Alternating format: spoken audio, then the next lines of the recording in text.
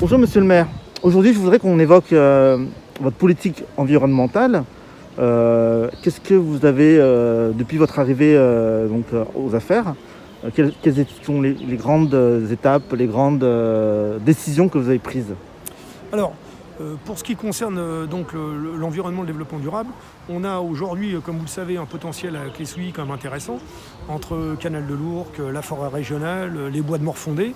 Et donc on est depuis maintenant un an, puisque date anniversaire le 26 mai, l'installation du nouveau conseil municipal, nous avons d'une part lancé un certain nombre d'actions concrètes que je vais vous citer, et puis surtout on est en train de faire un travail en profondeur sur des actions qui verront le jour, comme je le dis à chaque fois à la presse, au fur et à mesure que nous aurons avancé dans le temps, que nous aurons obtenu des subventions, nous mettrons en place un certain nombre d'actions. Alors, pour les choses à court terme, on est en train de relancer une vraie politique de véhicules propres dans la commune, puisqu'on a obtenu des subventions de la région Île-de-France pour acheter des véhicules totalement électriques.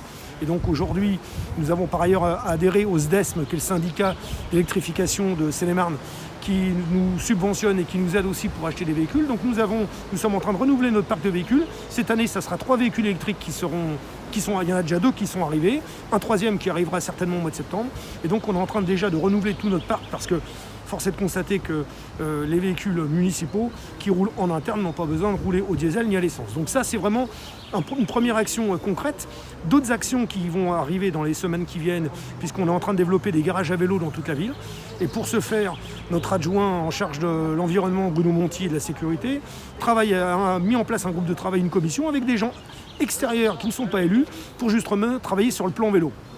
Il n'est pas question évidemment d'abattre des maisons pour faire des pistes cyclables, mais en tout état de cause de créer vraiment un réseau de circulation intelligent, partagé dans certains lotissements, qui permettront aux gens de découvrir la commune, et quand il fait beau, un peu plus beau qu'aujourd'hui, de pouvoir aller faire ses courses ou d'aller simplement dans le centre-ville pour aller au conservatoire ou à la médiathèque. Donc ça, c'est une action qui est menée. On ne donne pas d'échéance, comme je vous le dis à chaque fois, c'est difficile de donner une date. Je pense que pour 2022, ce pré-programme de circulation douce sera présenté à la fois aux commissions environnement, au conseil municipal et puis donc au Cléois. Et ça nous permettra petit à petit, dans les 2 années qui viennent, de mettre en place la signalétique et surtout des repères qui permettront aux gens de circuler évidemment dans Clé-Souilly autrement qu'en voiture. Voilà, ça c'est vraiment un point qui est important pour nous. Et puis nous sommes aujourd'hui dans le parc Buffon, et donc nous avons l'objectif d'ici 2023 de lancer un nouveau contrat d'aménagement régional, puisque nous finirons celui, j'espère d'ici la fin de l'année, pour le centre administratif, qui était sous contrat d'aménagement régional. Et donc nous avons 2 projets que j'ai déjà annoncés, mais qui vont commencer à être mis en œuvre. C'est une rénovation, une restructuration du parc Buffon, parce qu'il y avait déjà un projet que j'avais fait en tant qu'adjoint sur la mandature précédente qui m'avait été refusé, mais en tout cas je veux aller au bout de ce raisonnement, et donc à la fois de permettre à ce parc d'être à la fois un lieu de jeu pour les jeunes enfants, il y a déjà des jeux installés, mais aussi pour les adolescents, et puis de redonner un peu une ambiance un peu plus bucolique et de promenade autour de l'étang qui est ici, qui, comme vous le voyez, n'a pas été toujours bien entretenu. Donc il y a un travail à faire là-dessus. Donc notre contrat régional, ce sera une rénovation de ce parc dans lequel nous sommes aujourd'hui, et puis une rénovation de notre maison commune, l'ancien hôtel de ville, qui mérite bien aussi qu'on puisse le rénover. Donc voilà le projet d'aménagement phare qui sera mis en place. Vous avez un horizon pour ça?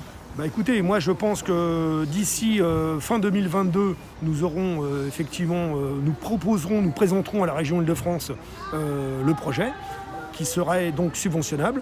Et si la région suit le sujet, eh bien, on pourra espérer avoir des subventions. En tout cas, ce sont 2 chantiers qui seront réalisés pendant la mandature. Voilà. Très bien.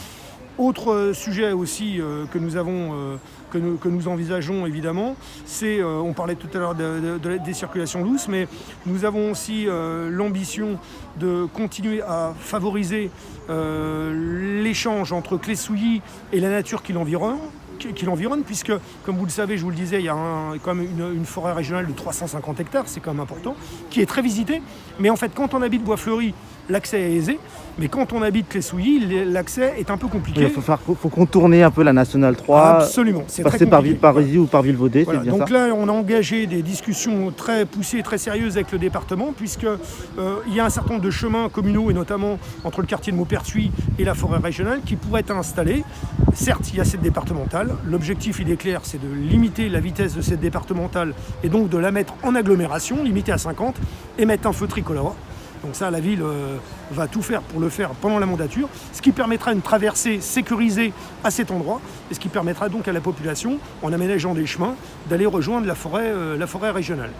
Et donc on a aussi un deuxième projet sur lequel là, on travaille au mois de juin, puisqu'on a un rendez-vous avec l'agence des espaces verts qui gère justement cette forêt, pour justement connecter le centre commercial Shopping Promenade, qui a réouvert ces derniers jours, parce qu'ils avaient prévu à l'époque de mettre des entrées, et donc ça intéresse bigrement d'ailleurs l'agence des espaces verts, et on a rendez-vous mi-juin pour justement regarder ensemble les ouvertures qu'on pourra faire pour continuer à favoriser l'accès de la population vers un milieu naturel agréable. Ça évitera de prendre la voiture pour aller à Fontainebleau.